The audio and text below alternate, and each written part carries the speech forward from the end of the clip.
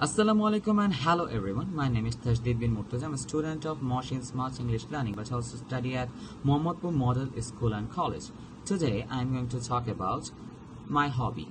So my hobby is reading books. I love reading books, especially the detective, mysterious and adventurous, and also science fiction. So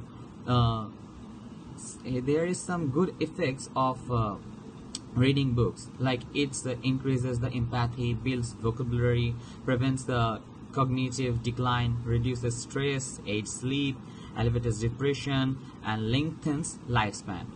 And there is also knowledge type things. Everything you read fills your head with new bits of information, and you never know when it might come in handy.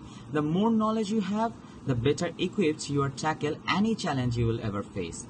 Additionally, here's a bit of food for thought. Should you ever find yourself in dire circumstances, remember that although you might lose everything else, your job, your possessions, your money, even your health, knowledge can never be taken from you. So it is the thing you learn from books, learn from reading books.